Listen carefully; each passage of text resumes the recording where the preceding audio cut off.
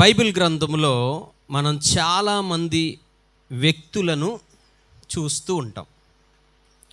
వ్యక్తుల్ని మాత్రమే చూడము కానీ వారి వ్యక్తిత్వాలను కూడా లేఖనాల్లో రాయబడిన ఆ వ్యక్తిత్వాలను మనము అర్థం చేసుకుంటూ ఉంటాం. కేవలము వారిని చూసినంత మాత్రాన సరిపోదు, వారి వ్యక్తిత్వాన్ని కూడా మనం గ్రహించినప్పుడు ఆ వ్యక్తిత్వంలో నుంచి కొన్ని విలువైనటువంటి సత్యాలు మనకి తెలుస్తూ ఉంటాయి. ఉదాహరణకు చెప్పాలి అంటే బైబిల్ గ్రంథంలో ఒక అబ్రహాము అండ్ ఒక మంచి విశ్వాసానికి తగిన విశ్వాసంలో మనం అనేక పాఠాలు నేర్చుకోవడానికి ఒక మంచి వ్యక్తిత్వం కలిగినటువంటి వ్యక్తిగా మనకు కనిపిస్తారు. క్యారెక్టర్ ఇది చాలా ఇంపార్టెంట్. బైబిల్ గ్రంథంలో ఈ వ్యక్తులు వ్రాయబడడానికి ముఖ్యంగా మంచి క్యారెక్టర్ కలిగిన వారినేమో మంచి క్యారెక్టర్ కలిగిన వారిగా, చెడ్డ క్యారెక్టర్ కలిగిన వారిని చెడ్డ క్యారెక్టర్గా దేవుడు చూపించారు. ఎందుకంటే మంచి క్యారెక్టర్ కలిగిన వారుగా మీరుంటే ఇలా మీరుంటారు, చెడ్డ క్యారెక్టర్ కలిగిన వారుగా ఇలా ఉంటే వాళ్ళకు పట్టినటువంటి పరిస్థితి మీకు పడుతుంది. క్యారెక్టర్ చాలా ఇంపార్టెంట్ అని దేవుడు వాళ్ళలో ఉన్నటువంటి ఆ క్యారెక్టర్ని, అంటే పాత్రను లేకపోతే గుణాన్ని, వాళ్ళ వ్యక్తిత్వాన్ని మనకి పరిచయం చేస్తూ వచ్చారు. అబ్రహాము కానీ, నోవహు కానీ, ఇస్సాకు కానీ, యాకోబు కానీ, లేకపోతే స్త్రీలలో దెబోరా, ఎస్తేరు, రూతు, ఇంకా చెప్పాలి అంటే దావీదు, సౌలు, సంసోను, ప్రవక్తలు, అపోస్తులు, ఇలా ప్రతి ఒక్కరిని పరిశుద్ధాత్మ దేవుడు మనకి పరిశుద్ధ గ్రంథంలో పరిచయం చేస్తూ ముఖ్యంగా వాళ్ళు మనకు చూపిస్తున్నది ఏంటంటే వాళ్ళ క్యారెక్టర్ను చూపిస్తుంటాడు.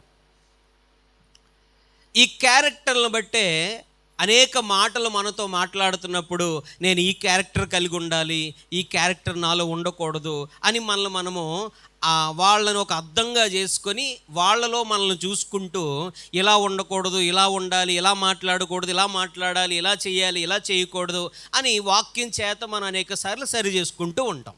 దేవునికి మహిమ కలుగునుగా. ఇదంతా జరుగుతుందా లేదా మీలో? అమ్మా జరుగుతుందా? పురుషులు జరుగుతుందా? లేకపోతే కేవలం ఏదో వినేసి వెరీ గుడ్ సూపర్ క్యారెక్టర్ అవుతుంది అని సర్టిఫికెట్ ఇచ్చేస్తున్నామా? సర్టిఫికెట్లు ఇవ్వడానికి దేవుడు బైబిల్ గ్రంథంలో వారి క్యారెక్టర్ల గురించి రాయలేదు.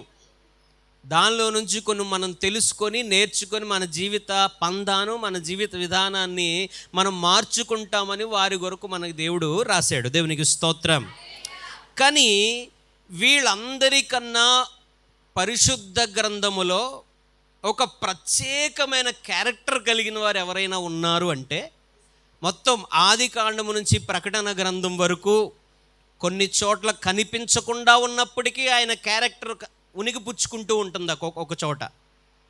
అలాంటి ఆది కాండము నుంచి ప్రకటన గ్రంథం వరకు అలాంటి ఒక మంచి వ్యక్తిత్వం, ఒక మంచి పాత్ర, ఒక మంచి గుణము కలిగినటువంటి ఎవరైనా వ్యక్తి అన్ని విషయాల్లో కూడా ఉన్నారు అంటే అది ప్రభు అయిన యేసుక్రీస్తు ఒక్కరే. హల్లెలూయా, హల్లెలూయా. ఎందుకంటే బైబిల్ గ్రంథంలో ఎవరిని చూసినా సరే వాళ్ళలో ఒకటే కనిపిస్తుంది, అదేంటంటే మానవ వ్యక్తిత్వం మాత్రమే. కానీ ప్రభు అయిన యేసుక్రీస్తు దగ్గరికి వచ్చేసరికి మానవికమైన వ్యక్తిత్వము తర్వాత దైవికమైనటువంటి గుణం కూడా కనిపిస్తుంది. ఆయనలో రెండు కనిపిస్తాయి, కానీ ఒక్కడే ఆయన. మానవుడు కానీ పుట్టాడు, కానీ ఆయన లోపల ఏమున్నాయి? దైవికమైన గుణం ఉంది, మానవికమైనటువంటి గుణం కూడా ఉన్నది. దేవునికి స్తోత్రం. ఈ రెండు కలిగినటువంటి వ్యక్తి ఎవరైనా ఈ ప్రపంచములో ఉన్నారు అంటే అది కేవలం ప్రభువైన యేసుక్రీస్తు ఒక్కరే. దేవునికి స్తోత్రం. చెప్పాలందరూ బిగ్గరగా. చూడండి, తిమోతికి రాసిన మొదటి పత్రిక 2వ అధ్యాయం 5వ వాక్యం చూడండి. ఇప్పుడు ప్రభువైన యేసుక్రీస్తు ఏ వ్యక్తిత్వాన్ని పరిశుద్ధాత్మ దేవుడు చూపిస్తున్నాడంటే మానవ వ్యక్తిత్వాన్ని మనకి చూస్తున్నాడు. పూర్తిగా మానవ వ్యక్తిత్వం కలిగిన వాడు, పూర్తిగా దైవికమైన వ్యక్తిత్వం కలిగిన వాడు. దైవికత్వము మానవత్వము కలిగినటువంటి ఒక శ్రేష్టమైనటువంటి వ్యక్తి ప్రభు అయిన యేసుక్రీస్తు. ఇంకో వాక్యం చూద్దాం చూడండి, యోహాను సువార్త 1వ అధ్యాయం 14వ వాక్యం చూద్దాం చూడండి. హెబ్రీయులకు రాసిన పత్రిక 5వ అధ్యాయం 7వ వాక్యం. పరలోకంలో ఉండేటువంటి ప్రభు అయిన యేసుక్రీస్తు మానవ రూపాన్ని ధరించి ఈ భూలోకంలో ఎలా ఉన్నాడట? శరీరధారిగా ఉండి దేవుని యందు భయభక్తులు కలిగి ఆయన వాక్యానుసారం జీవిస్తూ ఎంత శ్రమ ఎదురైనా ఎంత కష్టం ఎదురైనా వాటన్నిటినీ కూడా ఓర్చుకుంటూ, దేవునికి మహిమ కలుగునుగాక, దేవుని దగ్గర ప్రార్థనలు యాచనలు చేస్తూ, ఎవరు చెప్పండమ్మా, ఎవరు చేశారు ఇవన్నీ? ప్రభు అయిన యేసుక్రీస్తు. దేవునికి మహిమ కలుగునుగాక. హల్లెలూయా. ఒక మానవికమైనటువంటి వ్యక్తి ఎలా భూమి మీద తండ్రి అయిన దేవునికి ఏ విధమైనటువంటి జీవిత విధానం కలిగి జీవించాలో అలా ప్రభు అయిన యేసుక్రీస్తు 33.5 సంవత్సరాలు తను బ్రతికి ప్రజలందరికీ చూపించాడు ఆయన. హల్లెలూయా. దైవికం ఉంది ఒకవైపున, దైవత్వం ఉంది ఆయనలో.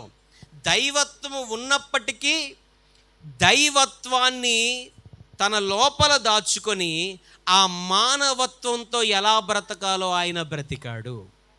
ఇది మీరు గుర్తుపెట్టుకోవాలి. మనలో కూడా లోపల ఒక పురుషుడు ఉంటాడు. ఏం పురుషుడు?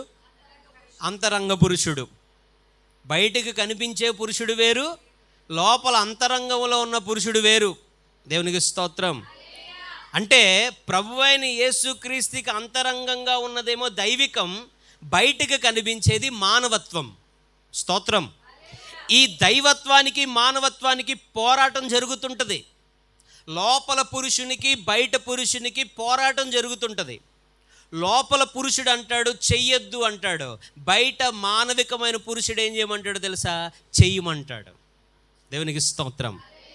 ఒక్కొక్కసారి మందిరములో ఉన్నప్పుడు మహాభక్తుల్లా కనిపిస్తాడు, ఇంటికి వెళ్ళిన తర్వాత రాక్షసుల్లా ఉంటాడు. అప్పుడు లోపల ఉన్న పురుషుడు బయటకు వస్తాడు. దేవునికి స్తోత్రం. ఈ రెండిట్లకి ఏం జరుగుతుంటుంది? మనలో ప్రతిరోజు ఈ పోరాటం జరుగుతుందా జరగదా? ఇక్కడ కూర్చున్నప్పుడు ఎలా కూర్చుంటాం? చాలా భయభక్తుల్లో కూర్చుంటాం. వాస్తవంగా చెప్తున్నాను. మీరు ఇంటికి వెళ్ళేసరికి అంటే పురుషులకు చెప్తున్నాను వినండి, మీరు ఇంటికి వెళ్ళిపోయారు, గబగబా ఆకలి వేసిందని. మీ ఇంట్లో ఆడవాళ్ళు ఇంకా రాలేదు చర్చి నుంచి. ఎందుకు ఉండిపోయారు వాళ్ళు అండి? ఎందుకు ఉండిపోయారు? ప్రార్థన చేయించుకొని వద్దాం, వారానికి ఒకసారి కదని ఉండిపోయారు. నేనేమో వెంటనే యేసు నామములో ఆమేన్ ఆమేన్ అన్నో ఒక్కొక్కరి దగ్గర ఒక 5 నిమిషాలు 10 నిమిషాలు మాట్లాడి ప్రార్థనలు చేస్తాను. ఈ 30 మందో 40 మందో ప్రార్థనలు చేసేసరికి ఎంతసేపు అయింది? 4, 5, 20 ఒక అరగంట అయిపోయింది ఇక్కడే. ఇంటికి వెళ్ళేసరికి నీకు ఏం మాడిపోతుంది? కడుపు మాడిపోతుంది. అప్పుడు బయటకు వస్తాడు అంతరంగ పురుషుడు. స్తోత్రం. హల్లెలూయా. చెప్పాలి బిగ్గరగా. ఎవరు వస్తారు? అంతరంగ పురుషుడు అప్పుడు బయటకు వస్తాడు. చర్చ అయిపోయినా ఇంకా 10-20 నిమిషాలు నువ్వేం చేస్తున్నావు? మొగుడికి భోజనం పెట్టాలి కదా, నీకు బుద్ధి ఉందా, జ్ఞానం ఉందా? ఆకలితో చచ్చిపోతాను కదా, ఒక పూట నేను తినకపోతే ఏమైపోతానో నీకు తెలియదా? ప్రపంచం తలకిందులు అయిపోదా అని లోపల నుంచి ఎవరో బయటకు వచ్చేస్తారు. దేవునికి స్తోత్రం. అదే అంటున్నాను, లోపల ఉన్న అంతరంగ పురుషుడికి బయట ఉన్నటువంటి శారీరక పురుషుడికి రెండింటికి ఏమవుతుంది? గొడవ అవుతుంటుంది. కొంతమందే జయించగలుగుతారు, కొంతమంది జయించలేరు. ఆ పోరాటంలో కొంతమంది నెగ్గుతారు. అరే దేవుని మందిరంలోనేగా ఉంది, ఏదో ప్రార్థన చేయించుకోవడానికి, ఏదో బాధ చెప్పుకోవడానికి, లేకపోతే మా ఇంట్లో ఉన్న ఏదో పరిస్థితులు దైవజనుడికి చెప్పడానికి ఎదురు చూస్తుందేమో, వస్తుందిలే, ఒక పూట 1 గంట లేట్ అయితే ఏమవుతుంది అని ఆలోచించే ఒక దైవికమైనటువంటి లక్షణం లేకుండా అయిపోతుంది. దేవునికి స్తోత్రం. ఈ 2 లోపల ఏమవుతాయి తెలుసా? పోరాడతాయి. కానీ ప్రభు అయిన యేసుక్రీస్తులో ఉన్న వ్యత్యాసం ఏంటంటే ఆ పోరాటం ఆయనకి లేదు. హల్లెలూయా, హల్లెలూయా. నా మాట అర్థమైతే ఒకసారి అందరూ హల్లెలూయా చెప్పండి. ప్రభు అయిన యేసుక్రీస్తు మానవత్వంతోనే బ్రతుకుతున్నాడు, మానవికంగానే బ్రతుకుతున్నాడు. కానీ మానవికంగా బ్రతుకుతున్న ఈ శరీరానికి, లోపల ఉన్న దైవత్వానికి పోరాటం లేదు. ఆ పోరాటం లేకుండా అతను ఏం చేస్తున్నాడంటే దాన్ని జయించుకుంటూ ఆయన ముందుకు వెళ్తున్నాడు. అందుకని అన్నాడన్నమాట ఆ వాక్యంలో, అతడు జయించుకుంటూ ముందుకు వెళ్ళాడు కాబట్టి ప్రభు అంటే దేవుడు అతడు మరణించిన తర్వాత 3వ దినాన్ని అతను మృత్యుంజయుడిగా తిరిగి లేపాడు. హల్లెలూయా, హల్లెలూయా. దేవునికి మహిమ కలుగునుగాక. చెప్పాలి బిగ్గరగా. ప్రభువైన యేసుక్రీస్తుకి పోరాటం రాలేదా? 40 దినాలు ఉపవాసం ఉన్నారు అరణ్యంలో ఉపవాసం ఉండి ఆ తర్వాత ఆయన బయటకు వస్తున్నప్పుడు ఎవరు వచ్చారు ఎదురు? సాతాను ఎదురొచ్చి, hi Jesus, how are you? I'm fine. ఏంటి ఆకలిగా ఉన్నట్టున్నావు, మంచి ఆకలిగా చిక్కిపోయావు, బుగ్గలు లోపలికి వెళ్ళిపోయాయి, కడుపు కాలిపోతుంది, నాకు అర్థమవుతుంది అని ఇప్పుడు యేసు ప్రభువుని ఏం చేయడం మొదలెట్టాడు? శోధించడం మొదలుపెట్టాడు. అంటే ఇప్పుడు పోరాటం మొదలైంది ప్రభువైన యేసుక్రీస్తు. ఆ పోరాటంలో ప్రభువైన యేసుక్రీస్తు ఏం చేశాడో తెలుసా? వాక్యాన్ని చేత పట్టుకొని ఆయన విజయాన్ని సాధించాడు. హల్లెలూయా, హల్లెలూయా. ఈ మధ్యాహ్నం పరిశుద్ధాత్మ దేవుడు మనకి చెప్పాలనుకున్న ఒక శ్రేష్టమైన అంశం ఏంటంటే, మనము క్రీస్తులాగా జీవించాలి. ఎలా జీవించాలి? క్రీస్తు దైవత్వం కలిగిన వారైనప్పటికీ మానవత్వాన్ని కలిగి 33.5 సంవత్సరాలు ఆయన జీవించారు. నీవే దేవుని కుమారుడు అయితే నోరుమూయిరా, నేను దేవుడి కుమారుని కాకపోతే ఎవడరా అనో మాట అనలేడు ఆయన. ఏట్రా ఎక్స్ట్రాలు పలుకుతున్నావు, వాక్యం తెలియదు అనుకుంటున్నావు నాకు ఆయన అనలేడు. ఆయన ఏమనలే. కానీ ఆయన ఏమన్నాడో తెలుసా? మరొక చోట ఇలా కూడా వ్రాయబడి ఉన్నది. దేవునికి స్తోత్రం, హల్లెలూయా. ఆయన అద్భుతమైనటువంటి జీవిత విధానం మనం గమనించాలి. నేను అదే చెప్తున్నాను. అందరి క్యారెక్టర్లు మనం తెలుసుకోవడానికి ప్రయత్నం చేస్తాం, కానీ అత్యంత ప్రాముఖ్యమైన వెంబడించాల్సిన ప్రభువైన యేసు క్రీస్తు క్యారెక్టర్ని మనం సరిగ్గా అర్థం చేసుకోలేదు ఇప్పటికీ. యేసు ప్రభు యొక్క క్యారెక్టర్ను కనుక మనం చక్కగా అర్థం చేసుకోగలిగితే మనము నిజమైన క్రైస్తవులుగా మార్చబడతాము. దేవునికి స్తోత్రం. క్రైస్తవుడు అనే పేరు, క్రిస్టియన్ అంటే క్రీస్తులో ఉన్నవానికి పెట్టబడిన పేరు, క్రీస్తుని అనుకరించే వారికి పెట్టబడిన పేరు. క్రీస్తులా మారిపోయిన వారికి క్రైస్తవులుగా పిలవబడ్డారు అని దేవుని వాక్యం చెప్తుంది. దేవునికి స్తోత్రం. చెప్పాలి అందరూ బిగ్గరగా. హల్లెలూయా, హల్లెలూయా, హల్లెలూయా. ఈరోజు ఒక మూల వాక్యాన్ని నేను మీకు చదివి వినిపిస్తాను, చూడండి. కొరింథీయులకు రాసిన మొదటి పత్రిక 15వ అధ్యాయం 49వ వాక్యం. కొరింథీయులకు రాసిన మొదటి పత్రిక 15వ అధ్యాయము 49వ వాక్యం. జాగ్రత్తగా వినండి. మరియు మనము మంటి నుండి పుట్టిన వాని పోలికను ధరించిన ప్రకారము పరలోక సంబంధి పోలికయు కూడా మనము ధరించాలి. ఇదే దేవునికి మహిమ కలుగునుగాక. మనం ఎలాంటి వారు? మొదట మట్టి నుంచి చేయబడిన ఆదాము యొక్క పోలిక. స్తోత్రం. మట్టి నుండి చేయబడిన ఆదాము పోలికగా ఉన్న మనము ఏ పోలికలోకి మారాలి అని దేవుని వాక్యం చెప్తుందంటే, పరలోక సంబంధి యొక్క పోలికలోకి మనము మార్చబడాలి. హల్లెలూయా, హల్లెలూయా. చాలామంది రక్షణ పొందుకున్నారా మీరంటే, రక్షణ పొందుకున్నామండి అంటారు. రక్షణ పొందుకుంటే కలిగే ప్రయోజనం ఏంటంటే పరలోకంలో సీటు గ్యారంటీ అండి అంటారు. దేవునికి స్తోత్రం. నేనంటాను, రక్షణ పొందుకున్న ప్రతి ఒక్కరూ పరలోకానికి వెళ్ళరు. రక్షణ పొందుకోవడం అంటే అర్థం ఏంటంటే క్రీస్తు స్వారూప్యములోకి మారటం. పాతవి గతించెను, సమస్తము నూతనమాయెను. క్రీస్తు స్వారూప్యములోకి, క్రీస్తు పోలికలోకి, క్రీస్తు అనేటువంటి ఒక ఆ అనుభవములోకి మనం వెళ్ళకపోతే, ఆయన రూపులోకి మనం మార్చబడకపోతే, మనం రక్షణ తీసుకున్నా మన పరలోక రాజ్యములో చేరలేము. దేవునికి మహిమ కలుగునగాక. మీ అందరి ఫీజులు ఎగిరిపోయాయని నాకు అర్థమవుతుంది. హల్లెలూయా. చాలామంది ఏమనుకుంటారంటే, రక్షణ పొందుకున్నాం, పరిశుద్ధాత్మ చేత ఊగిపోయి 4 భాషలు మాట్లాడి గంతులేస్తున్నాం, మాకు పరలోక రాజ్యం గ్యారంటీ అనుకుంటారు. హల్లెలూయా, హల్లెలూయా. అదేం కాదు. అద్భుతాలు జరుగుతాయి, ఆశ్చర్యకార్యాలు జరుగుతాయి, స్వస్థతలు జరుగుతాయి, బిల్డింగ్లు కట్టుకుంటారు, కార్లు కొనుక్కుంటారు, ఫ్లైట్ల మీద వెళ్తారు. దేవునికి స్తోత్రం. హల్లెలూయా. పేరు ప్రఖ్యాతులు వస్తాయి, అధికారం వస్తుంది, రాజకీయ నాయకులు అవుతారు, గొప్ప గొప్ప వారు అవుతారు, ప్రజలను పాలిస్తారు, అన్నీ జరుగుతాయి. కానీ ఎన్ని జరిగినా క్రీస్తు పోలికలోకి మార్చబడకపోతే రక్షణ అనేది శూన్యమైపోతుంది. హల్లెలూయా. మనము రక్షణ పొందుకున్నామంటే దానికి అర్థం ఏంటంటే, క్రీస్తు పోలికలోకి మనము ట్రాన్స్ఫర్ అవ్వాలి. దాన్నే బైబిల్ పరిభాషలో చెప్పాలంటే రూపాంతరము చెందాలి. దేవునికి స్తోత్రం. మనం ఏం చెందాలి? అందరూ చెప్పండి. అంటే రూపాంతరం చెందడం అంటే బాప్తిజం తీసుకున్న తర్వాత క్రీస్తును అనుకరించాలి, క్రీస్తును వెంబడించాలి, క్రీస్తులా మాట్లాడాలి, క్రీస్తులా నడవాలి, క్రీస్తులా బిహేవ్ చేయాలి, క్రీస్తులాగా జీవిత విధానం మారిపోవాలి. దేవునికి స్తోత్రం. హల్లెలూయా.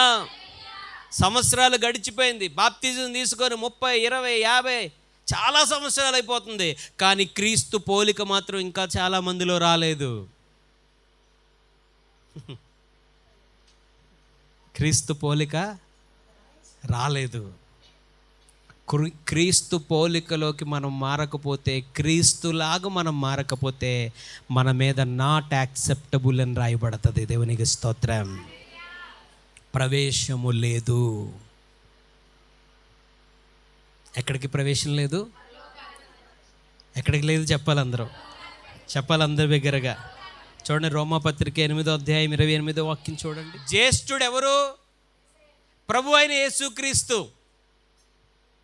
అందుకని ఒక ప్రవక్త అన్నాడు, యేసయ్య నాకు అన్న అన్నాడు. యేసయ్య ఎవరు మనకి?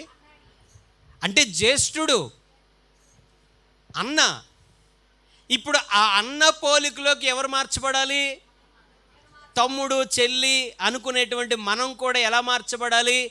ఆయన పోలికలోకి మనం మార్చబడాలి. ఎంత స్పష్టంగా అక్కడ రాయబడుతుందో చూడండి. 29వ వాక్యం, తన కుమారుడు అనేక సహోదరులలో జ్యేష్ఠుడగునట్లు దేవుడు ఎవరిని ముందుగా ఎరిగెనో వారు తన కుమారునితో, ఎవరితో?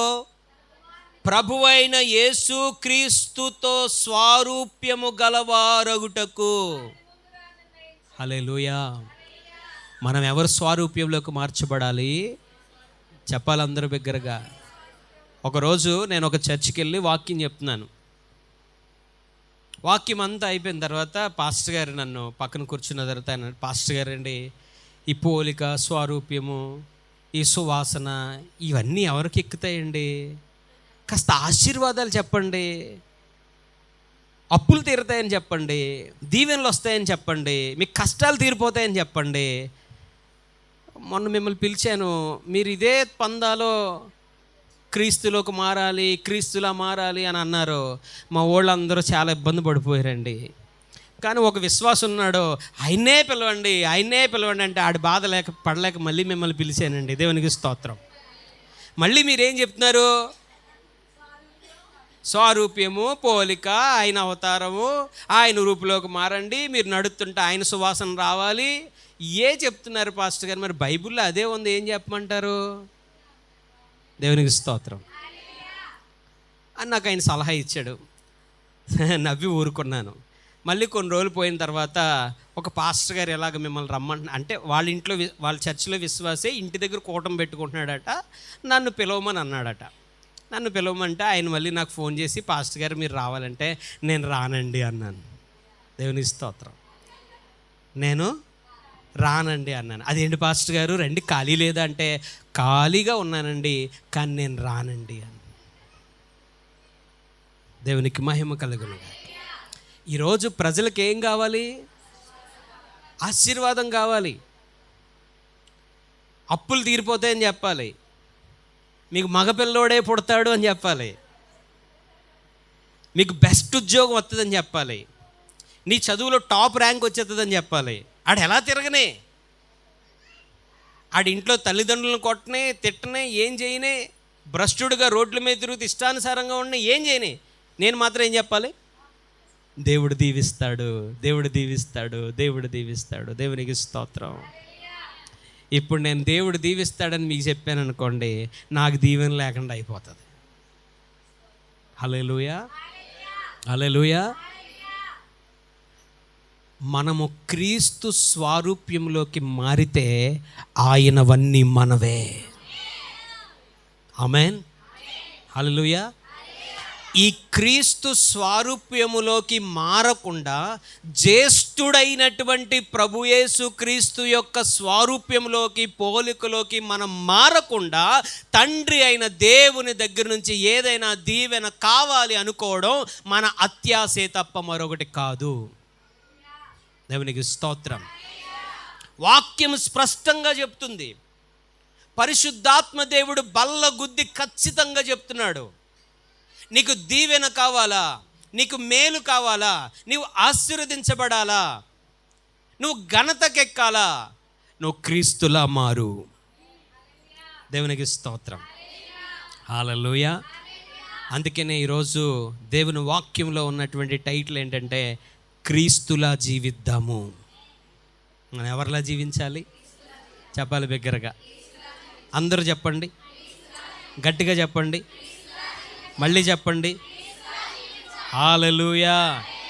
మీ పక్కోళ్ళకి చెయ్యొచ్చి క్రీస్తులా జీవించని చెప్పండి.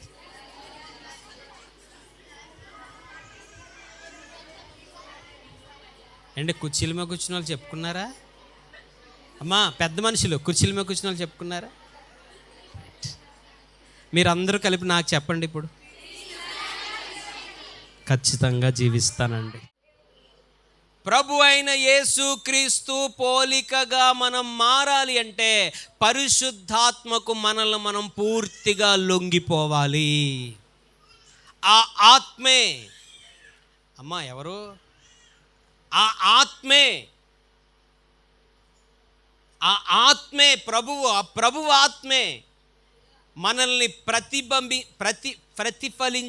ఫలింపచేసేలాగా, అంటే ప్రభు యొక్క స్వారూప్యాన్ని మనలో ప్రతిఫలింపచేసేలా చేయగలిగేది ఎవరంటే దేవుని యొక్క ఆత్మ. హల్లెలూయా, హల్లెలూయా. చాలామంది పరిశుద్ధాత్మ అంటే ఏమనుకుంటున్నారంటే 4 గంతులు వేసి చప్పట్లు కొడితే నేను పరిశుద్ధాత్మ చేత నింపబడ్డాను. నేను దాని గురించి తప్పుగా మాట్లాడట్లేదు, అర్థం చేసుకోండి. ఆ ఆత్మ మనల్ని ఎలా తీసుకెళ్తుంది? క్రీస్తు స్వారూప్యంలోకి తీసుకుని వెళ్తుంది. దేవునికి స్తోత్రం. అంటే ఆత్మ చేత నడిపింపబడే ప్రతి ఒక్కరూ ఆత్మకు తమ్మును తాము ఎవరైతే అప్పగించుకుంటారో, ఆత్మ చేత నడిపించబడుతున్న వారికి ఉన్న శ్రేష్టమైన లక్షణం ఏంటంటే ప్రభు పోలికలోకి వారు మార్చబడుతుంటారు. హల్లెలూయా. ప్రభువు పోలిక లేకుండా, ప్రభువు యొక్క నడిపింపు లేకుండా, ప్రభువు స్వారూప్యము, ప్రభు సువాసన నీలో లేకుండా 4 గంతులేసి 4 భాషలు మాట్లాడి ఇదే పరిశుద్ధాత్మ అనుకుంటే తప్పు.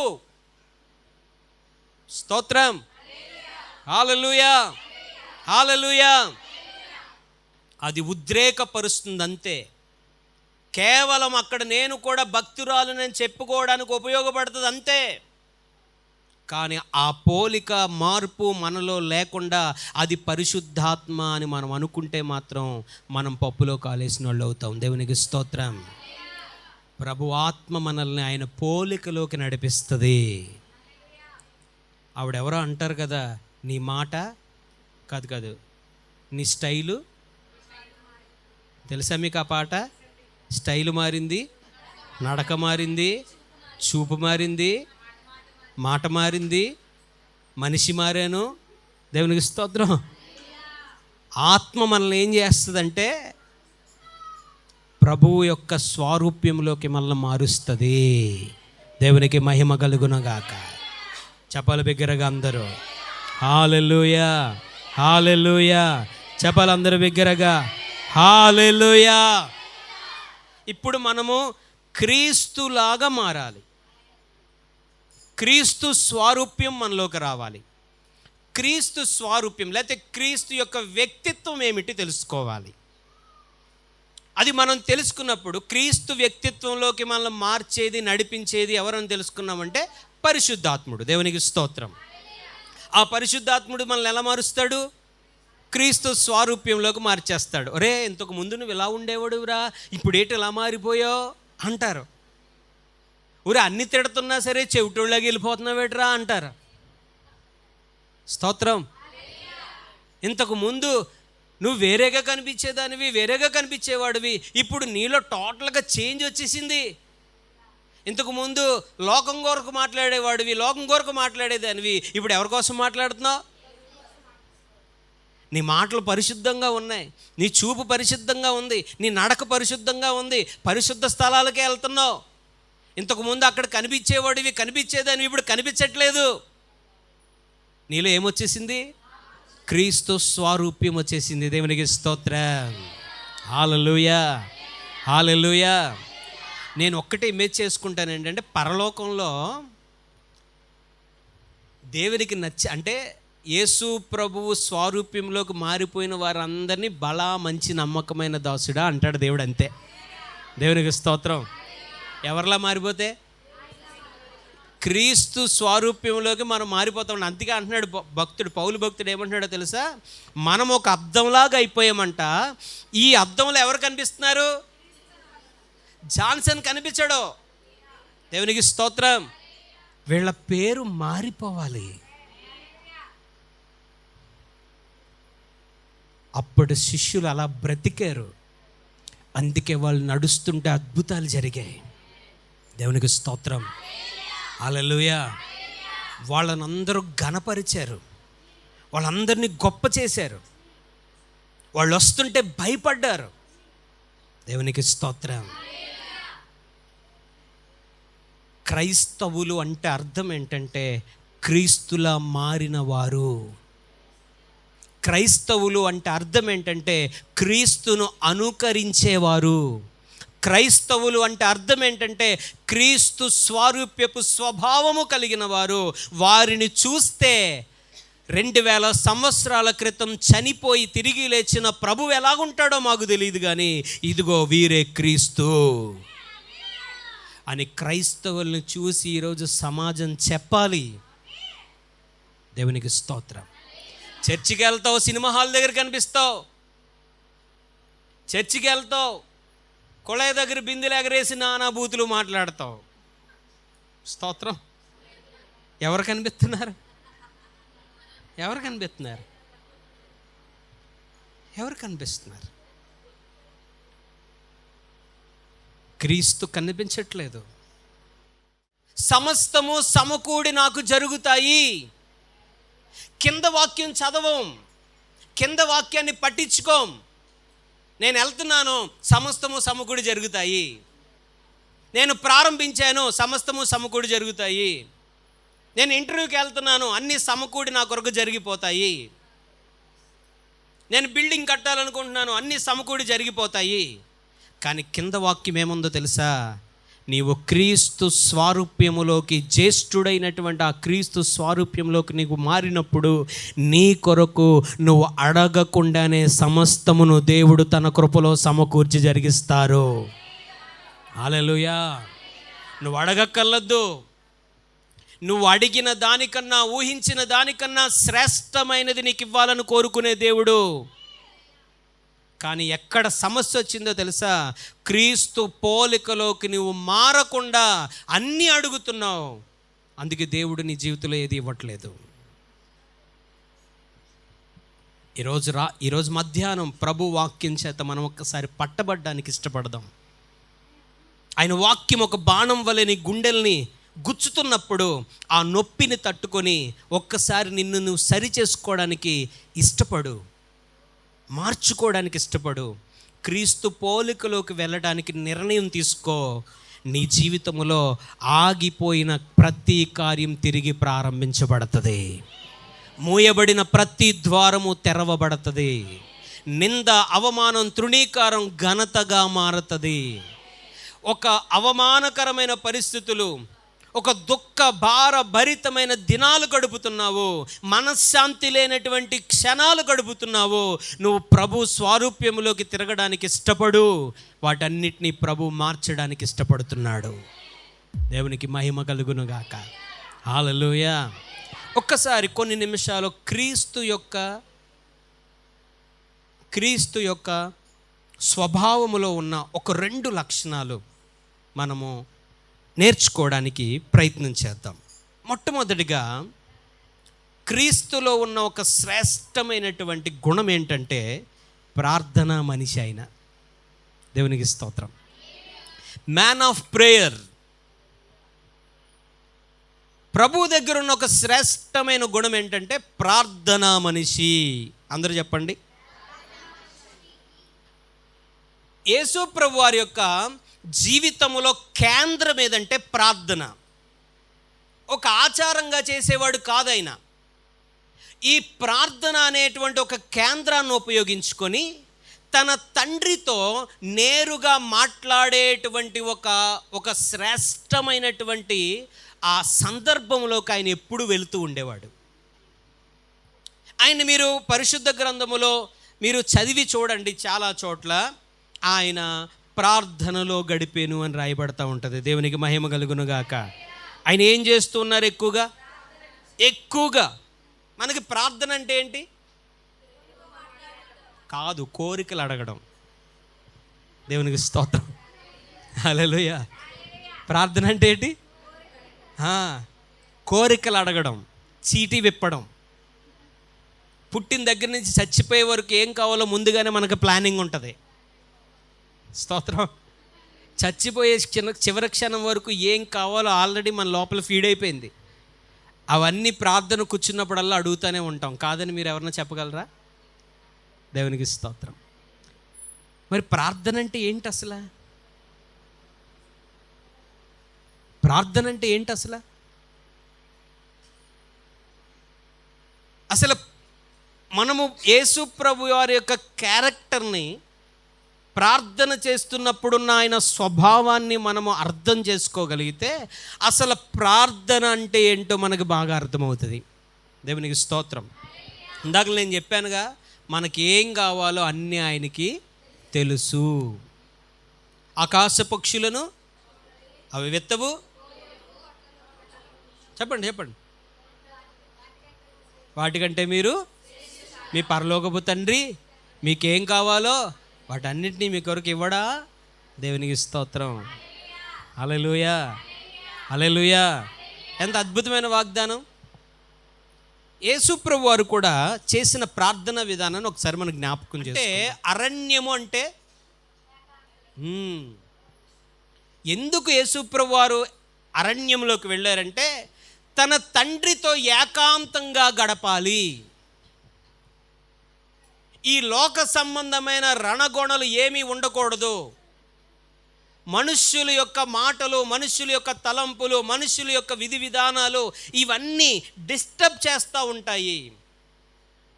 అందుకని ఏకాంతంగా తన తండ్రితో గడపాలి అనేటువంటి ఒక ప్రాముఖ్యమైనటువంటి లక్షణం ప్రభు అయిన యేసుక్రీస్తులో మనం చూస్తాం. దేవునికి స్తోత్రం. అందుకే ప్రభు అయిన యేసుక్రీస్తు కూడా ఒక మాట అంటారు, మీరు ప్రార్థన చేయనప్పుడు తల అంటుకొని, ముఖము కడుక్కొని, పళ్ళు తోముకొని, మంచి బట్టలు వేసుకొని, గదిలోకి వెళ్ళి తలుపులు వేసుకొని రహస్యముగా చూచుచున్న మీ తండ్రికి ప్రార్థన చేయండి. దేవునికి స్తోత్రం. హల్లెలూయా. దానికి అర్థం ఏంటంటే తండ్రి అయిన దేవునితో ఏకాంతంగా గడపాలి. దీన్ని కొంచెం మారుస్తాను నేను. పనికి వెళ్ళే ముందు అలా మూలకు వెళ్ళి దేవా నేను బయటికి వెళ్తున్నాను, నాకు సహాయం చెయ్యని ప్రార్థన చేసుకుని ఆయన వెళ్ళెను. కాలేజీకి వెళుతున్న ముందు ఒక మూలకు వెళ్ళి బ్యాగ్ తగిలించుకొని కంగారుగా షూ వేసుకునే ముందు, ప్రభువా కాలేజీకి వెళ్తున్నాను, నాకు సహాయం చెయ్యని ప్రార్థన చేశాను. ఉద్యోగానికి వెళ్ళే ముందు, ప్రభువా ఉద్యోగానికి వెళ్తున్నాను, వెళ్ళేటప్పుడు దారిలో ఏ దెబ్బలు తగలకుండా, ఎవడు నా మీదకి రాకుండా నా బండి చుట్టూ నీ దూతలను కావలిగా పెట్టని ప్రార్థన చేసుకుని వెళ్ళాను. ఇలా ఉందా? మరి ఏమని ఉంది? చెప్పాలి అందరూ చెప్పాలి. ఈరోజు క్రైస్తవులకి కోల్పోతున్నదేంటో తెలుసా? పెందల కడనే లేచి ప్రభువుతో ఏకాంతంగా గడిపే ఒక ప్రార్థన అనుభవం ఈరోజు క్రైస్తవుల్లో లేదు. ఇక్కడున్న మీలో ఎంతోమంది ఎంతో భక్తిపరులు ఉన్నారు, ఎన్నో సంవత్సరాల నుంచి రక్షణ పొందుకున్న వారు ఉన్నారు. ఎదుటి వారు ఎవరైనా తప్పు చేస్తే చిచ్చి దేవుణ్ణి నమ్ముకుని ఇలాంటి పని చేస్తావా అని నోటికొచ్చినట్టు మాట్లాడేవారు ఉన్నారు. దేవునికి స్తోత్రం చెప్పాలి బిగ్గరగా. అవతల వాళ్ళు చేసేది భయంకరమైన తప్పు అని, మనం చేసేది పెద్ద తప్పు కాదని కూడా అనుకునే వాళ్ళు కూడా చాలామంది ఉన్నారు. ఎవరు ఎలాంటి వారైనా తరసి పక్కన పెట్టండి. కానీ దేవుడు అడుగుతున్నది ఏంటో తెలుసా? నీవు దేవునితో ఏకాంతంగా ఎంతసేపు మాట్లాడుతున్నావు? యేసు ప్రభువులో ఉన్నటువంటి ఒక శ్రేష్టమైన గుణం ఏంటో తెలుసా? పెందల కడనే లేచి ఏకాంతంగా తన తండ్రితో మాట్లాడే ఒక అద్భుతమైన శ్రేష్టమైన లక్షణం ఆయనలో ఉంది. ఈరోజు క్రైస్తవుని అని చెప్పుకుంటున్న నీలో ఆ ప్రార్థన అనుభవం ఉందా? ఆ ప్రార్థన అనుభవం ఉందా? లేచిన వెంటనే పనికిళ్ళేవారు కొంతమంది, లేచిన వెంటనే మొబైల్ తీసుకునేవారు కొంతమంది, లేచిన వెంటనే పొయ్యి దగ్గరికి పోయేవారు కొంతమంది, లేచిన వెంటనే ఏదేదో ఆలోచించుకుంటూ బాధలు పడుతున్న వాళ్ళు కొంతమంది. కానీ లేవటానికి ముందుగానే, ఇంకా చీకటి ఉండగానే ప్రత్యేకించి నువ్వు ప్రభువు సన్నిధికి వెళ్ళుకొని, లేకపోతే ఒక ప్రత్యేకమైన స్థలాన్ని నీ ఇంట్లో ఏర్పాటు చేసుకొని తెల్లవారుజామున 3 గంటలకో 4 గంటలకో 2 గంటలకో లేచి నీ నిద్రను త్యాగం చేసి దేవుని సన్నిధిలో ప్రార్థన చేసే అనుభవం మీలో ఎంతమందికి ఉంది? యేసయ్యకున్నటువంటి ఒక అద్భుతమైన గుణం ఈరోజు ఇక్కడ ఉన్న అనేక మంది క్రైస్తవుల్లో లేనటువంటి గుణం, క్రీస్తు స్వారూప్యములోకి రానటువంటి గుణం. ఎలా మీ కొరకు అన్ని సమకూడి సమస్తము జరుగుతాయి? ప్రార్థన మిమ్మల్ని రూపాంతరం చెందిస్తుంది. ప్రార్థన మిమ్మల్ని క్రీస్తు స్వారూప్యములోకి నడిపిస్తుంది. ప్రార్థన మిమ్మల్ని దేవునికి దగ్గర చేస్తుంది. ప్రార్థన దేవుని యొక్క ఇష్టాలేంటో మీకు తెలియపరుస్తుంది. ప్రార్థన దేవుని చిత్తమేంటో మీకు అర్థమయ్యేలా చేస్తుంది. ప్రార్థన మీరు అడుగుతున్న దాంట్లో వాస్తవం ఎంత ఉంది, సత్యం ఎంత ఉంది, అది అవసరం కాదో ప్రార్థన మీకు తెలియపరుస్తుంది. దేవునికి స్తోత్రం, హల్లెలూయా. మొన్నటి రోజున 24 గంటల ప్రార్థన పెట్టాం. నేను అనుకున్నాను తర్వాత రోజు సెలవు కదా, గంటే పేరిచ్చాము, ఇంకా ఎక్కువ సమయం వెళ్ళి చేద్దాము, ఒక 2-3 గంటలు 4-5 గంటలు ఇంటి దగ్గర ఖాళీగా పడి ఏం చేస్తాము?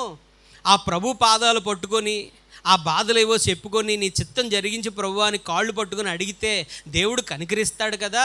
1 గంట ఏముందో, ఒక 4-5 గంటలు వెళ్ళి ఆయన పాదాలు పట్టుకొని బ్రతిమలాడదామని తండోపతండాలుగా మందిరం అంతా నిండిపోద్దేమో అనుకున్నాను నేను. దేవునికి స్తోత్రం, హల్లెలూయా హల్లెలూయా. కరెక్ట్గా గంట అంటే గంట 10 నిమిషాల ముందు వచ్చి అలా గంట, అమ్మ మీ ప్రార్థనా సమయం అయిపోయింది అనగానే, అమ్మయ్య ఇంత త్వరగా అయిపోతుందని నేను అనుకోలేదురా నాయన అని బైబిల్ సంకలో పెట్టుకొని టకటగా పడిపోయారు. హల్లెలూయా హల్లెలూయా. ఏంటి అది ఒక అద్భుతమైన అవకాశం కాదా మీకు? చెప్పండి, ఒక అద్భుతమైన అవకాశం కాదా అది? ఆ అవకాశాన్ని ఉపయోగించుకొని నీ చిత్తం జరిగించు ప్రభు అని కన్నీళ్లు పెట్టడానికి బలిపీఠం దగ్గర దొరికిన ఒక శ్రేష్టమైన అవకాశం కాదా? దేవునికి మహిమ కలుగును గాక.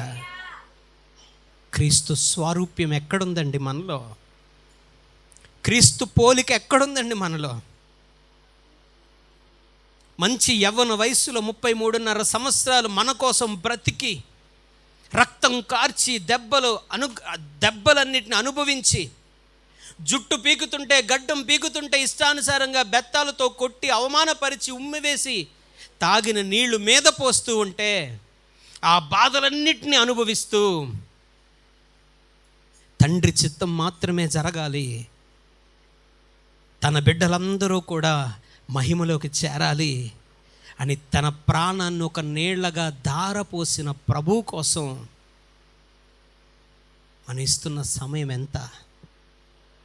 మనం దేవుడితో గడుపుతున్న సమయం ఎంత? రోజుకు నువ్వు ప్రభు పాదాలు పట్టుకున్నది ఎంతసేపు?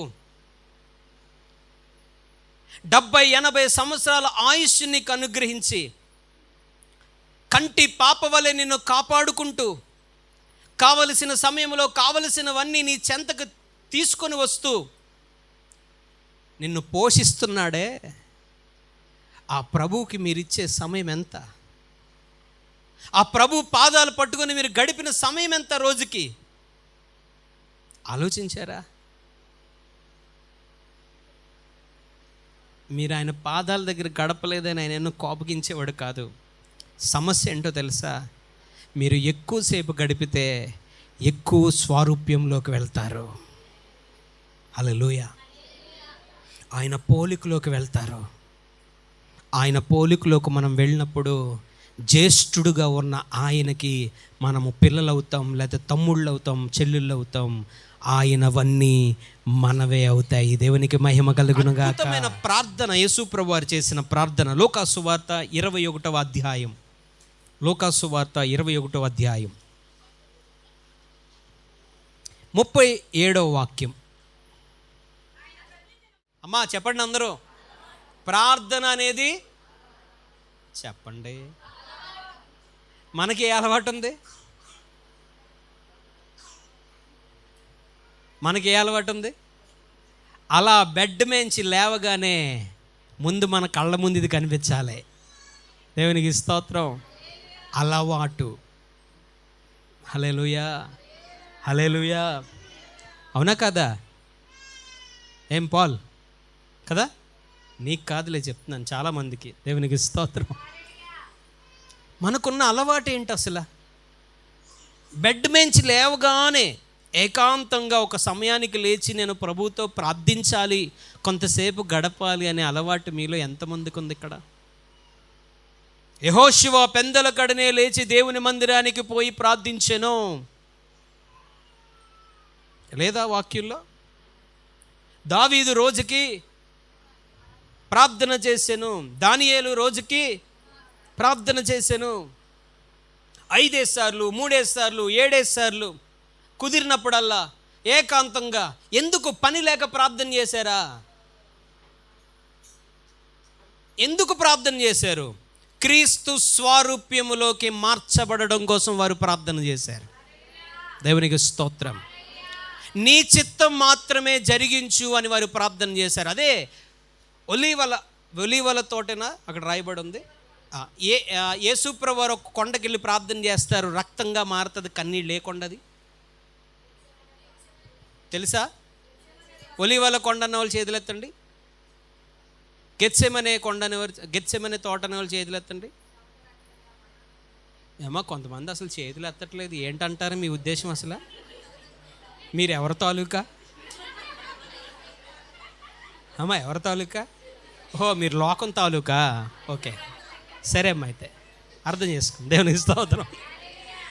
యేసయ్య తాలూకా, లోకం తాలూకా? మరి చేయలేత్తరే, ఎవరినో అన్నట్టుగా చూస్తున్నారు. దేవునికి స్తోత్రం. హల్లెలూయా. సరే, ఇప్పుడు యేసుప్రభు వారు గెత్సెమనే తోటలో ప్రార్థన చేయడానికి వస్తారు. మీకు ఆ ప్రార్థన తెలుసుగా? శిష్యులందరినీ తీసుకొని వస్తారు. ఆ ప్రార్థనలో ఉన్నటువంటి లోతును గమనించండి. శిష్యులను తీసుకొని వస్తారు. శిష్యులకు చెప్తారు, అరే బాబు, శోధనలో ప్రవేశించుకున్నట్లు మీరు అందరూ మెలకువగా ఉండి ప్రార్థన చేయండి అని చెప్తారు. ఆయన చెప్పేసి పేతురు, యోహాను ఇంకొకరిని తీసుకొని ముందుకు కూర్చోబెట్టి మీరు కూడా ప్రార్థన చేయండి ఆయన అని చెప్పేసి ఆయన ఇంకా కొంచెం ముందుకు లోతుకు వెళ్ళి ఏకాంతంగా ఆయన ప్రార్థన చేస్తుంటారు. అక్కడ ఆయన ప్రార్థన చేస్తున్నప్పుడు ఒక అద్భుతమైనటువంటి విషయాన్ని తన తండ్రితో మాట్లాడతారు. ఏమనో తెలుసా? తండ్రి, నీ చిత్తమైతే ఈ పాత్రను నా దగ్గర నుంచి తొలగించు అంటారు. దేవునికి స్తోత్రం. ఇక్కడ యేసు ప్రభు వారి యొక్క యథార్థమైన ప్రార్థన మనం గమనించవచ్చు.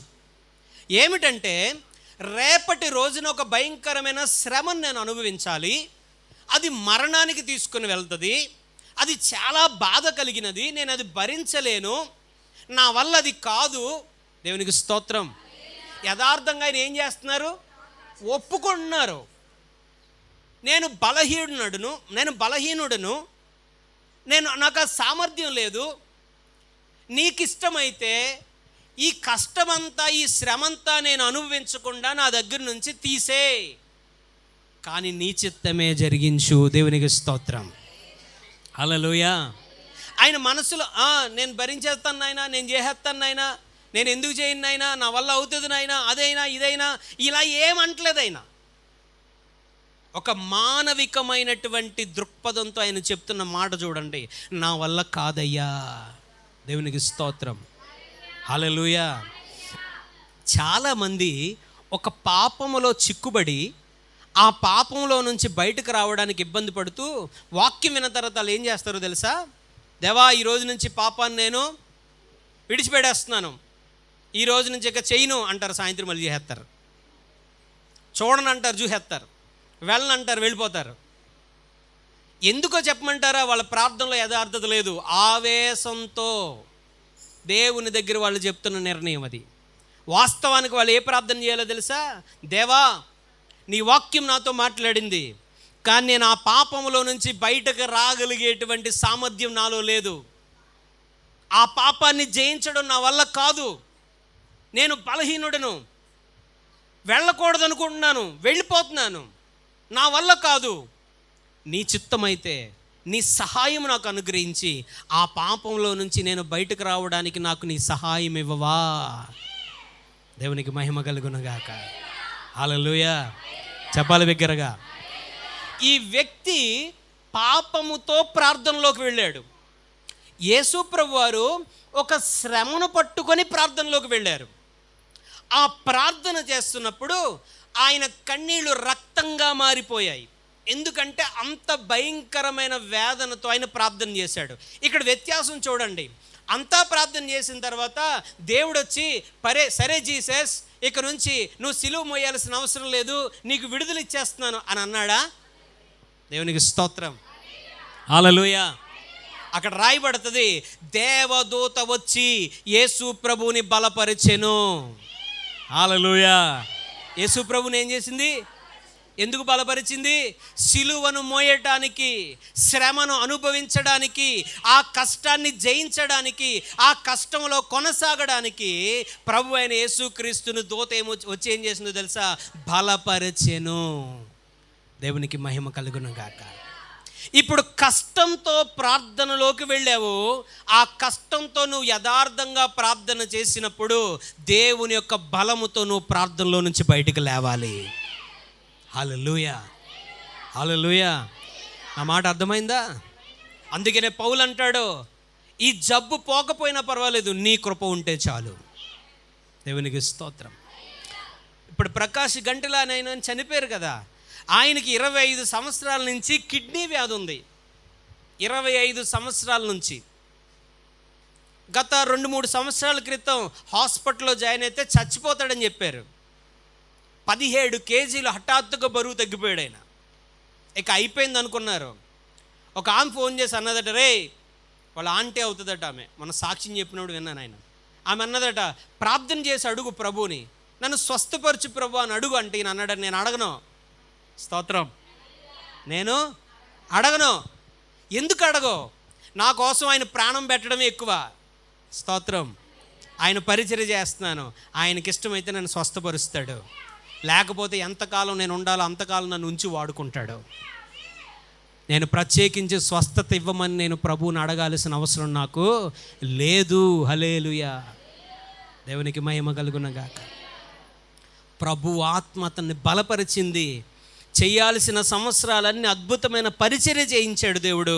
ఆ తర్వాత ఆయన్ని తీసుకున్నాడు. దేవునికి మహిమ కలుగును గాక. ఈరోజు గమనించాలి, మనం ప్రార్థన చేసినప్పుడు ఆశలతో, కోరికలతో, శరీర ఆలోచనలతో ఇదివి అదివి అలా చేయి ఇలా చేయి, ఇది కాదు మనం చెప్పాల్సింది. దేవా, నన్ను నీ పోలికలోకి మార్చు. ఈ పాపంలో నుంచి నేను బయటకు రాలేకపోతున్నాను, ఈ పాపాన్ని నేను జయించలేకపోతున్నాను, ఈ తప్పిదములో నుంచి నేను బయటకు రాలేకపోతున్నాను, నా వల్ల కావటం లేదు.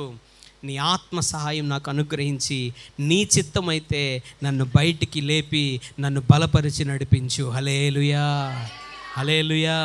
చెప్పాలందరూ బిగ్గరగా. యేసు ప్రభు వారి యొక్క ప్రార్థనలో ఉన్నటువంటి శ్రేష్టత, దేవునికి స్తోత్రం. అందుకే అంటాడు ఆయన, ఈ గిన్నె నీ చిత్తమైతే నా దగ్గర నుంచి తొలగించు. నా ఇష్టం కాదు. ఏమంటారు చెప్పండి, చెప్పాలందరూ. నా ఇష్టం కాదు, నీ చిత్తమే నెరవేర్చబడునుగాక. హల్లెలూయా.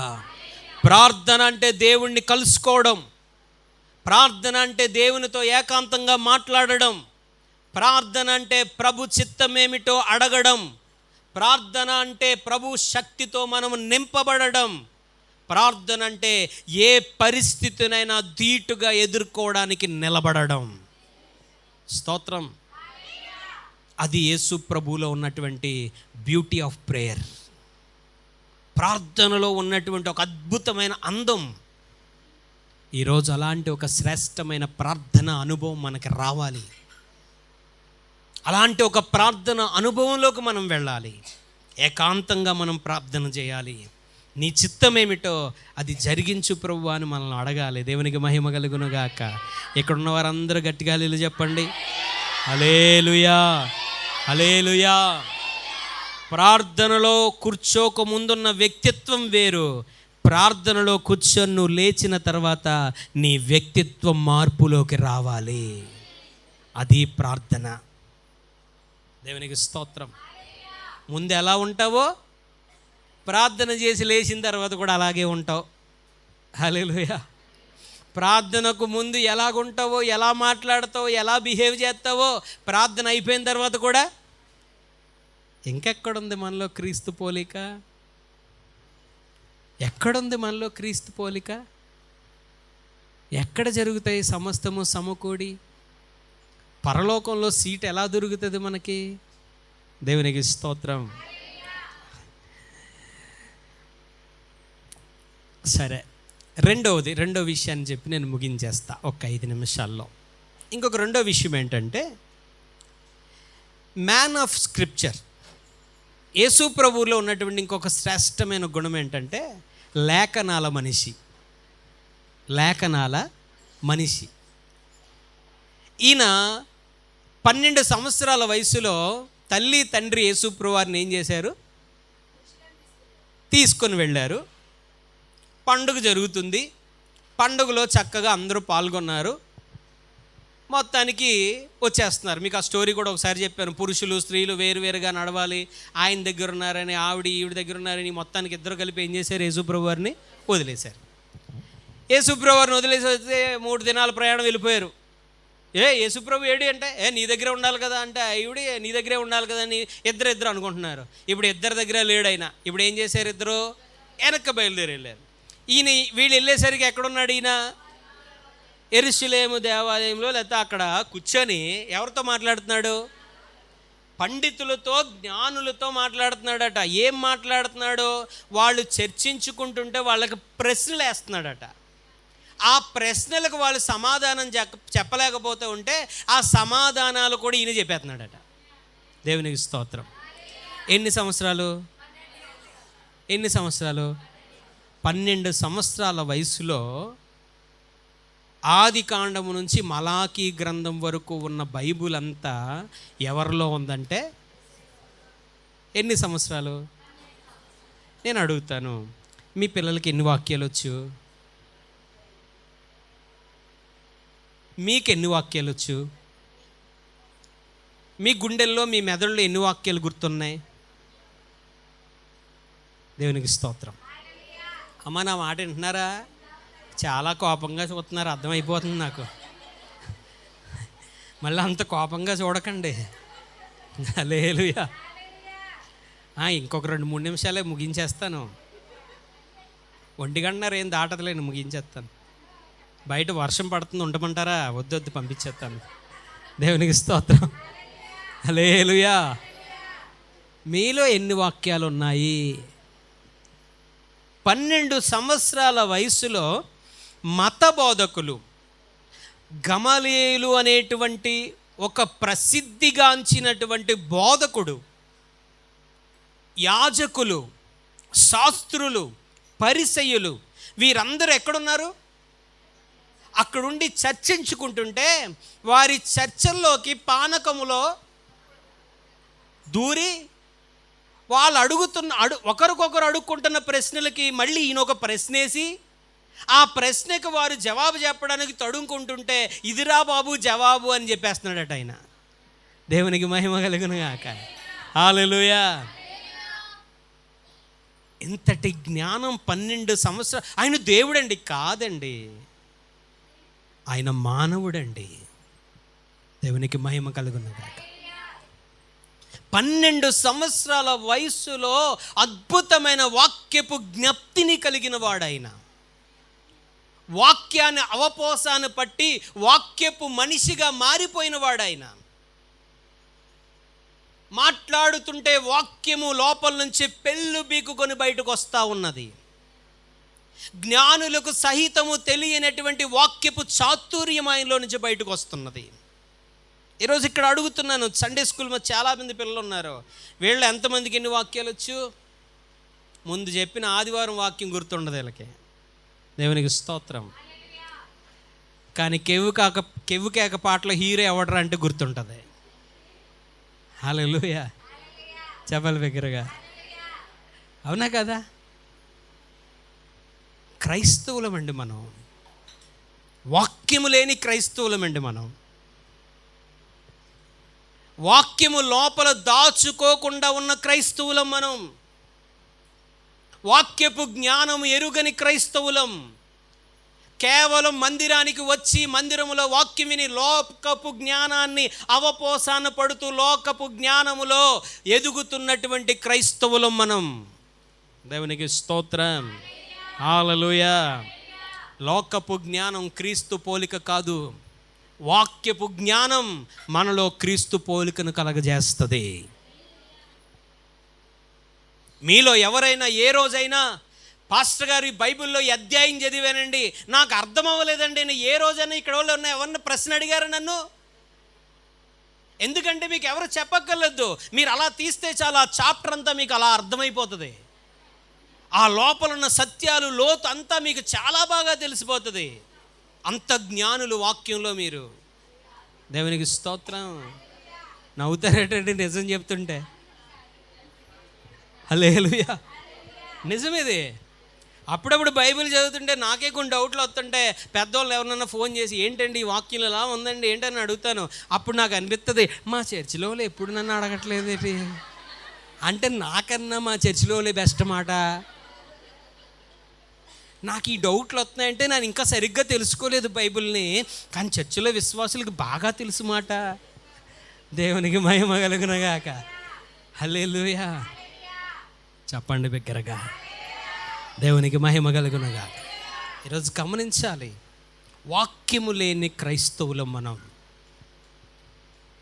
అందుకనే మోసపోతున్నాం, అందుకనే పడిపోతున్నాం, అందుకే దొంగ బోధల్లో పడిపోతున్నాం, అందుకే దొంగ సిద్ధాంతాల్లో పడిపోతున్నాం, ఎవరు ఏది చెప్తే నమ్మేలా అయిపోతున్నాం. వాక్యము లేదు కాబట్టి కష్టం వచ్చినా, నిందొచ్చినా, తృణీకారం వచ్చినా, ఒక సైతాను ద్వారా ఏదైనా ఎదురుదాడి వచ్చినా వాక్యము లేకపోవడం వల్ల జయించలేకపోతున్నాం, నిలబడలేకపోతున్నాం, కృంగిపోతున్నాం, పాపంలో కలిసిపోతున్నాం, లోకపు ఆచారాలు సరైనవి అనుకుంటున్నాం. వాక్యము సరిగ్గా తెలియదు కాబట్టి, వాక్యాన్ని సరిగ్గా ఎరగలేదు కాబట్టి, వాక్యపు లోతును సరిగ్గా గ్రహించలేదు కాబట్టి, ఇది చేస్తే తప్పేంటి, అది చేస్తే తప్పేంటని ఒక పాస్టర్ తినచ్చు అంటాడు, ఒకడు వద్దంటాడు, ఒకడు అక్కడికి వెళ్ళొచ్చు అంటాడు. ఇవన్నీ చెప్తూ ఉంటే అది రైటే కదా, ఆయన వాక్యంతో చెప్పాడు కదా. దేవునికి స్తోత్రం. మనలో వాక్యం లేదు కాబట్టి ఎవడు ఎలా వాక్యాన్ని వక్రీకరిస్తుంటే దాన్ని అలా మనం నమ్మేస్తున్నాము. దేవునికి మహిమ కలుగునుగాక. చెప్పాలందరూ బిగ్గరగా. ఒక చిన్న విషయం చెప్తాను. ఒకరోజు సండే స్కూల్ జరుగుతుందంట. సండే స్కూల్ టీచర్ లేచి, రేయ్ కొన్ని వాక్యాలు అడుగుతాను, మిమ్మల్ని చెప్పండి రా అన్నదట. సండే స్కూల్ టీచర్ అనగానే ఓకే అండి అడగండి అంటే, రే నేను ఒక సందర్భం చెప్తాను, ఆ వాక్యం ఎక్కడుందో కూడా చెప్పాలిరా, మీరు వాక్యంలో ఉన్నదే చెప్పాలి అన్న. సరే చెప్పండి మా మేడం అంటే, రే దొంగతనం చేయొచ్చా? చేయకూడదు టీచర్. ఎక్కడుందిరా వాక్యం? 10 ఆజ్ఞల్లో ఉంది కదండి దొంగలించకూడదని చెప్పాడు. Very good. నరహత్య చేయొచ్చా? నరహత్య చేయకూడదు. ఎక్కడుందిరా? 10 ఆజ్ఞల్లో ఉంది కదండి. అబద్ధం ఆడచ్చా? అబద్ధం ఆడకూడదండి. వాక్యం, అబద్ధమాడు పెదవులు యెహోవాకు హేయములు, అబద్ధం ఆడకూడదు అని చాలా వాక్యాలు ఉన్నాయని రిఫరెన్స్లు టకటగా చెప్పేశారట. ఇప్పుడు కాస్త వ్యత్యాసంగా అడుగుదామని టీచర్కి లోపల పురుగు మెదిలిందంట. దేవునికి స్తోత్రం. అప్పుడు అన్నదట ఆవిడ, రేయ్ జాగ్రత్తగా వినండి, పిల్లి తోక లాగచ్చా? ఎవరి తోక లాగచ్చా? లాక్కూడదా? లాగచ్చా అన్నానంటే వాక్యం అంటది, లాక్కూడదంటే వాక్యం అడుగుతుంది. బైబిల్లో పిల్లి తోక లాగచ్చనే వాక్యం లేదు. ఎలాగా ఏం చెప్పాలి అని అంతా ఆలోచన చేస్తుంటే ఇంతలో సత్యాల అంటే బుడుగులేసిందట. దేవునికి స్తోత్రం. మేడం నాకు తెలుసు అన్నదట. ఏంటే చెప్పు సమాధానం అనగానే, పిల్లి తోకలాగచ్చు అన్నదట. ఎలా చెప్పగలుగుతున్నామంటే, దేవుడు జతపరిచిన వారిని మనుష్యుడు దూరపరచకూడదు, వేరు చేయకూడదండి, బైబిల్లో వాక్యం ఉంది కదా అన్నదట. దేవునికి స్తోత్రం. ఎక్కడికెక్కడ లింక్ పెట్టింది? పిల్లి తోకకి పెళ్ళికి లిగ్గెట్టింది. మనకు వాక్యం తెలియదు కాబట్టి మేము ఏమనుకుంటాం, భలే చెప్పిందిలే, మంచి తెలివైన పిల్లరా అనుకుంటాం. వాస్తవానికి వాక్యం ఉందా? ఈరోజు అలాంటి బోధలు ఎన్నో తయారైపోయాయి. అలాంటి బోధలు తయారైపోయాయి. పిల్లి తోకకి పెళ్ళికి లింకులు చేసి చెప్తుంటే శబా సూపర్ చెప్పాడు వాక్యం అని చెప్పి చప్పట్లు కొడుతున్నారు చాలామంది. అసలు వాక్యంలో ఉందా వాక్యానుసారమైన బోధ? దేవునికి స్తోత్రం. యేసు ప్రభు వారిని సాతాను మోసం చేయాలని వచ్చినప్పుడు యేసు ప్రభు వారు చెప్తారు, మరొక చోట ఇలాగ ఉంది. స్తోత్రం. చెప్పాలందరూ బిగ్గరగా. ఈరోజు వాక్యం తెలియట్లేదు. క్రైస్తవుల్లో వాక్యం లేదు, క్రైస్తవుల్లో ప్రార్థన లేదు. అందుకని ఈరోజు చాలామంది పడిపోతున్నారు, చాలామంది మోసగించబడుతున్నారు, చాలామంది వ్యర్థమైన బోధల తట్టు తిరుగుతున్నారు, చాలామంది వారి విశ్వాస జీవితాన్ని పాడు చేసుకుంటున్నారు. వాక్యం లేక, ప్రార్థన లేక, లోకంలో ఉన్న ఆచారాలు అవేమీ తప్పు కాదు లేని పోతున్న వారు చాలామంది ఉన్నారు. దేవునికి మహిమ కలుగునుగాక. అంటే దేవుడు అంతా పరిశుద్ధంగా ఉంటాడా? సగమే పరిశుద్ధంగా ఉంటాడా? మళ్ళీ చెప్పండి అందరూ. దేవుడు అంతా పరిశుద్ధంగా ఉంటాడా? సగమే పరిశుద్ధంగా ఉంటాడా? మరి మీకు బోధ తెలుసా? తల నుంచి వచ్చిన వాళ్ళు పరిశుద్ధులు, నడువులోంచి వచ్చిన వాళ్ళు పరిశుద్ధులు, కాళ్ళలో నుంచి తొడల్లోంచి వచ్చిన వాళ్ళు అపవిత్రులు. మీకు ఈ పాటకు అర్థమైపోవాలి. దేవునికి స్తోత్రం. ఆ మాట అర్థమైతే హల్లెలూయా చెప్పండి. అర్థం అవ్వలేదా? అర్థం అవ్వదు నేను చెప్పను. దేవునికి స్తోత్రం. మళ్ళీ మీరు బయటికి వెళ్ళి దేవుడు గురించి ఇలా అన్నాడు ఈయన అని మీరు ఎవరొకరు చెప్పారనుకోండి, నా మీదకి ఎవరొకరు వచ్చేస్తారు. దేవునికి స్తోత్రం. హల్లెలూయా. ఎందుకంటే ఇంకా అలాంటి నక్కలు ఏమన్నా ఉన్నాయేమో అని భయంగా ఉంది నాకు. దేవునికి మహిమ కలుగునగా. హల్లెలూయా. చెప్పాలి బిగ్గరగా. ఉన్నారు. కానీ ప్రభువైన యేసుక్రీస్తు తల నుంచి పాదముల వరకు అతి పరిశుద్ధుడు.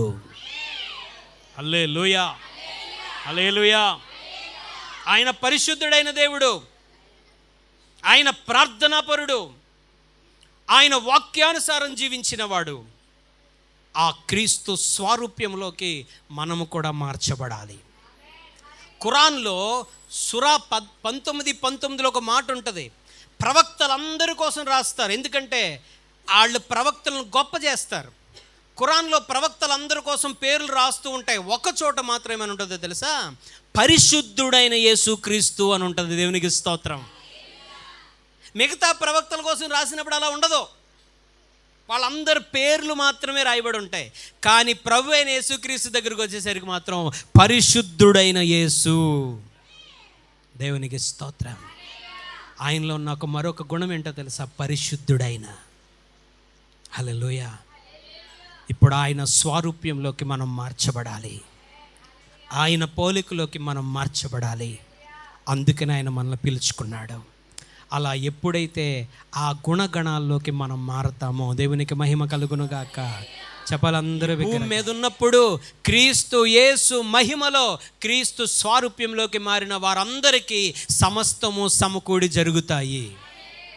చివరిగా అల్టిమేట్గా దేవుడు, పరిశుద్ధాత్మ దేవుడు మనతో మాట్లాడుతున్న ఒకే ఒక శ్రేష్టమైన మాట, మనము క్రీస్తు స్వారూప్యములోకి మారాలి, క్రీస్తులా జీవించాలి, క్రీస్తులా మనం మారాలి. అది మన ధ్యేయమై ఉండాలి. అలా ఉన్నప్పుడు మనము దేవుని దయలో అన్నీ పొందుకోగలుగుతాము. దేవుడి మాటలను మన వినికిడిలో దీవించునుగా.